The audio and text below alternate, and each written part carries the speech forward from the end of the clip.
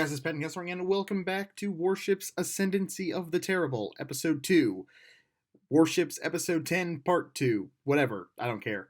The second half of the Nassau rant that went up on the 5th of September, I think, a couple weeks ago if you're watching this the day it came out. So, anyway, go find the 45-minute rant about the Nassau-class battleships. This is the second part of that.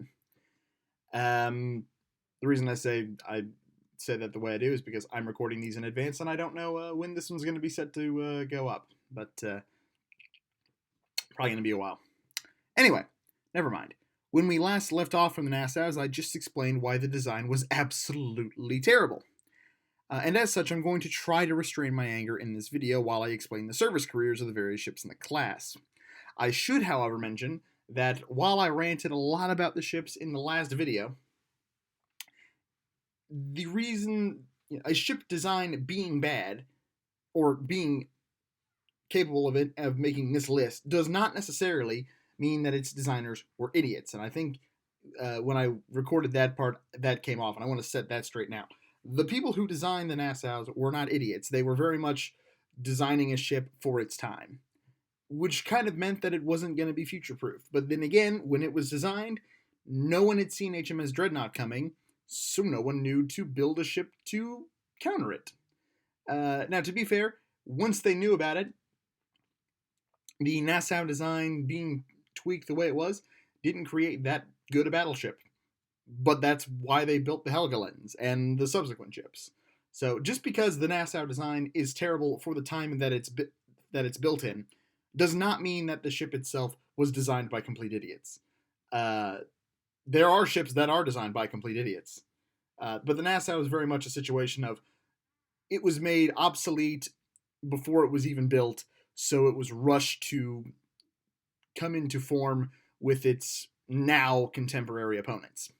And when you adapt a design for that purpose, it's never going to be as good as if you designed it from scratch for that. So I want to preface that just because the Nassau is not a good design as a Dreadnought battleship does not mean that the people who designed it didn't know how to design Dreadnought battleships, but they just kind of rushed to get this out as fast as they could and tweak it so they had a response to HMS Dreadnought. So just want to get that out there.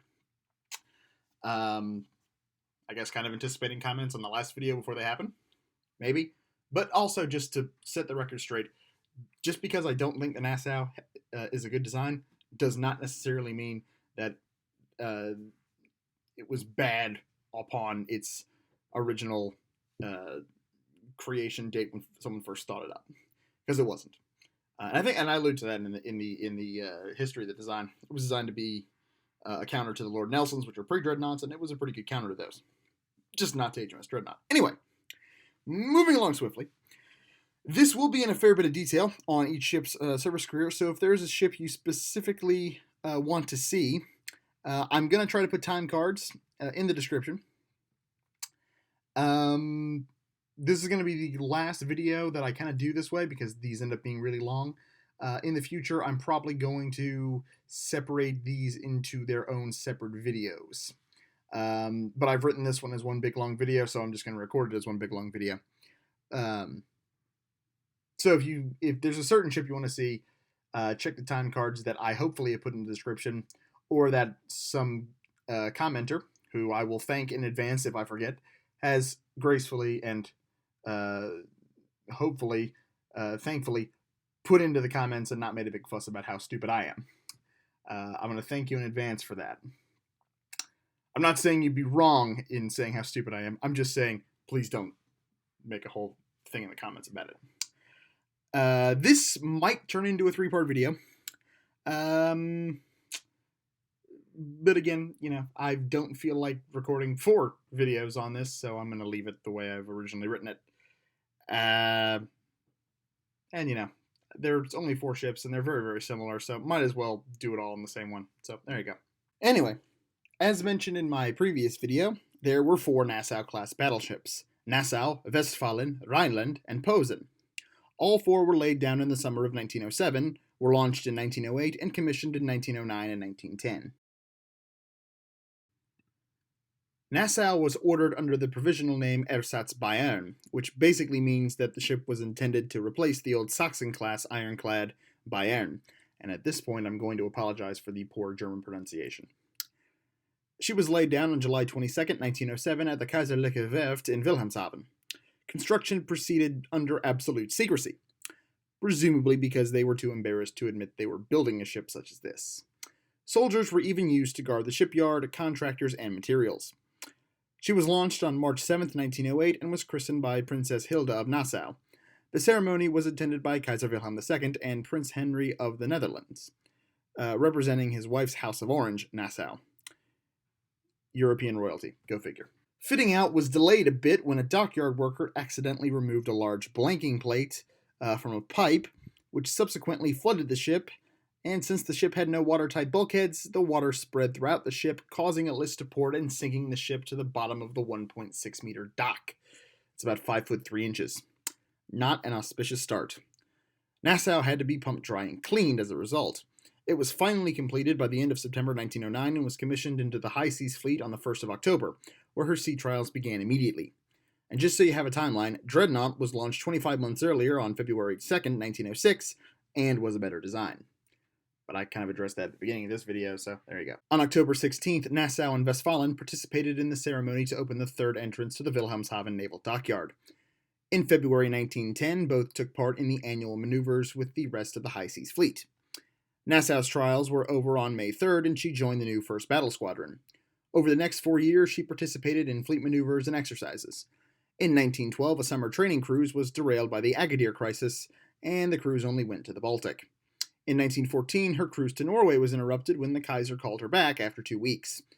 By the end of July 1914, the fleet was back in port. And then, war were declared. Nassau participated in most of the fleet advances in the North Sea. The first operation was conducted primarily by Rear Admiral Franz von Hipper's battlecruisers, in which they bombarded the English coastal towns of Scarborough, Hartlepool, and Whitby on the 15th and 16th of December 1914. The battle fleet, including Nassau and 11 other dreadnoughts with 8 pre-dreadnoughts, sailed in support of Hipper's battlecruisers. On the evening of the 15th, they came within 10 nautical miles, 19 kilometers, or 12, land miles, of an isolated squadron of 6 British battleships. The rival destroyer screens engagements with each other convinced Admiral Friedrich von Ingenall that the entire Grand Fleet was about, and following the Kaiser's orders not to risk the fleet, von Ingenall broke off and returned to Germany. In August 1915, the High Seas Fleet attempted to clear the Gulf of Riga to facilitate the capture of the city of the same name by the German army. To do so, the Germans had to drive off the Russian Navy.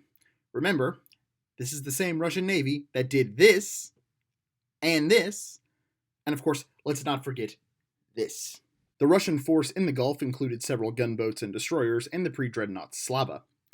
The Germans planned to mine the northern entrance to prevent Russian reinforcements from entering, and assembled a fleet that included the Nassau, her 3 sister ships, all 4 Helgoland-class battleships, and the battlecruisers von der Tann, Moltke, and Seydlitz. The force was under the command of Vice Admiral Franz von Hipper. The 8 battleships would provide cover to the force engaging the Russian flotilla. The first attempt was made on August 8th and was unsuccessful as it took too long to clear a Russian minefield and allow the Minelayer Deutschland, to lay a minefield of her own. On August 16, 1915, the second attempt to enter the Gulf was made. Nassau, Posen, 4 light cruisers, and 31 torpedo boats breached the Russian defenses. On the first day of the assault, the minesweeper T-46, which is T-46, assuming of course I've said that correctly, was sunk, as was the destroyer V-99. Again, assuming I pronounced that right. That's V-99 in English. The following day, Nassau and Posen engaged the Slava, and in a display of almost Soviet levels of Russian bias, only managed to hit the pre-dreadnought 3 times. Nevertheless, these hits forced the Russian ship to retreat. By the 19th, the Russian minefield was clear, and the German forces entered the Gulf.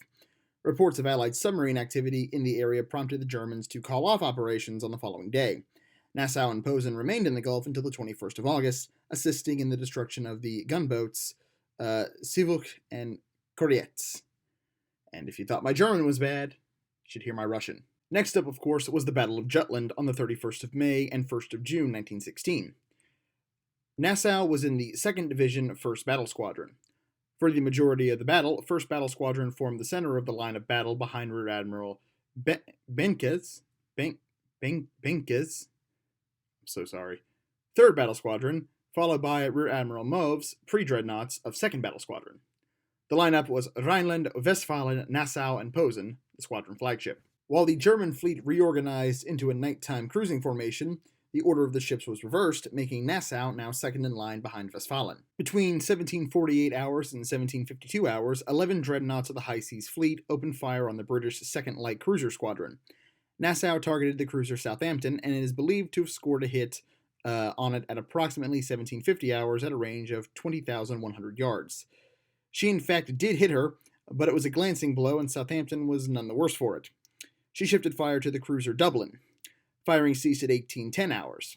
At 1933 hours, she came into the range of the battleship Warspite, and she fired briefly, but the German fleet pulled a 180 and the British were no longer within gun range. Nassau and the rest of 1st Battle Squadron engaged light forces of the Royal Navy shortly after 2200 hours. These forces included the light cruisers Caroline, Comus, and Royalist. Those are almost harder to say than the German ones. Nassau and Westfalen made a 68-degree turn to starboard to avoid torpedoes.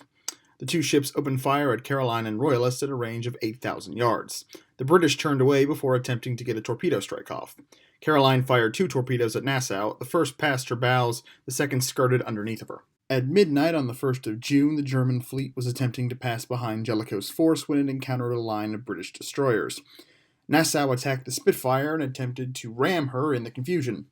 Spitfire tried to evade, but couldn't maneuver out of the way fast enough and collided with the battleship.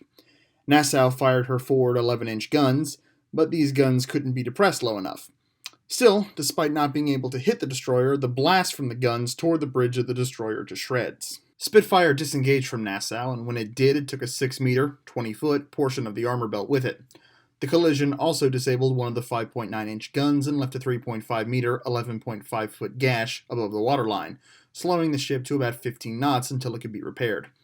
During the action, she was also hit by 2 4-inch shells from the British destroyers, damaging her searchlights and inflicting minor casualties. Shortly after 0100 hours, Nassau and Thuringen encountered the armored cruiser Black Prince. Thuringen opened fire first, pummeling the British cruiser with 27 heavy-caliber shells and 24 secondary battery shells. Nassau and Ostfriesland joined in along with the Friedrich der Große. The combined fire from 4 battleships disabled the cruiser and set her ablaze. Following a massive explosion reminiscent of the British battlecruisers a few hours prior, the Black Prince slipped beneath the waves, taking her entire crew with her. The sinking ship was directly in the path of the Nassau, and to avoid the wreck she had to make a hard turn, directly towards 3rd Battle Squadron. She had to reverse her engines to full speed astern to avoid colliding with Kaiserin. She then fell back between the pre-dreadnoughts Hessen and Hanover. At around 0300 hours, several destroyers made another torpedo strike against the German line. At 0310 hours, 3 of the 4 British ships appeared in the darkness to Nassau's port side at ranges between 4,400 and 5,500 yards. Nassau briefly opened fire before making a 90-degree turn to avoid the torpedoes. Following her return to German waters, she and her sisters Posen and Westfalen and the Helgoland-class battleships Helgoland and Thuringen took up positions to defend the Jade roadstead for the night. Nassau was hit twice during the battle by secondary battery fire, causing no significant damage. She fired 106 main battery shells and 75 rounds from her secondary battery. Repairs were completed quickly and she was back in fleet service by the 10th of July. Another action followed on the 18th of August, lasting through the 22nd, during which the 1st Scouting Group battlecruisers bombarded the coastal town of Sunderland in an attempt to draw out Beatty's battlecruisers. As only 2 German battlecruisers were operational, 3 battleships were assigned to the group, those being Markgraf, Großer Kurfürst, and the newly completed Bayern. The High Seas Fleet trailed behind them to cover them. At 0600 hours on August 19th, Westfalen was torpedoed by the submarine E-23, 55 nautical miles, 102 kilometers, 63 miles, north of Terschelling. Westfalen remained afloat and returned to port. However, the Grand Fleet now had a location and was sortied out to meet the Germans. By 1435 hours, Admiral Reinhard Scheer had been warned of the approaching Grand Fleet, but was unwilling to engage the fleet again, and thus returned to port. The High Seas Fleet sortied into the North Sea again on October 19th. On the 21st of December, Nassau ran aground in the mouth of the Elbe River. She freed herself and was repaired in Hamburg at the Reichstag dockyard. She was completed on the 1st of February 1917. She was part of the fleet that was to intercept a heavily escorted British convoy in Norway on April 23rd through the 25th. The operation was cancelled when Moltke suffered mechanical damage and had to be towed to port. Nassau, Ostfriesland, and Thuringen were formed into a special squadron. Yeah, good word for it. For Operation Schlesstein. Again, I apologize for my German pronunciation. The planned occupation of St. Petersburg. On August 8th, Nassau took on 250 soldiers in Wilhelmshaven and deployed to the Baltic. They reached it by the 10th, but the operation was postponed and then cancelled. The unit was dissolved by the 21st of August, and the fleet was back in port at Wilhelmshaven by the 23rd. Nassau and her three sisters were to take part in the fleet action of October 31st, 1918, more info of which can be found under Kinnefeld's channel. The engagement was set days before the armistice was to take effect. The operation was intended to cause as much damage to the British as possible and was essentially a death ride for the entirety of the High Seas Fleet in order to improve the German bargaining power in the peace negotiations. The German sailors felt this operation would only prolong the war, and on October 29, 1918, the sailors beginning on Thuringen and then the rest of the fleet mutinied. The unrest forced Scheer and Hipper to cancel the operation. In November 1918, a large portion of the High Seas Fleet was interned in Scapa Flow, but Nassau and her sisters weren't among the ships interned, and they remained in German ports. While she was in port, she was under the command of Hermann Bauer. On June 21, 1919, Admiral Ludwig von Reuter, under the impression that the armistice would expire at noon that day, scuttled the High Seas Fleet to prevent seizure by the Royal Navy. The 4 Nassaus were ceded to the Allies as a result of the scuttling to replace the lost ships. Nassau was given to Japan on April 7, 1920, though the Japanese had no need for it, and thus it was sold to British shipbreakers for scrap in Dordrecht in June of that year. Okay, quick thing to end off here. As you probably noticed, this is not actually all 4 Nassau-class battleships, but see, when I recorded this, I didn't account for the recording issues the issues I would have with uploading, so they're going to be 4 separate videos. Literally just from the original full video, just split into 4 pieces, so they're going to be awkward. But that's probably going to come out over the next 4 weeks. So, hey, at least I've got 4 new videos out of it. So, there you go. But anyway, I'll see you all in the next one.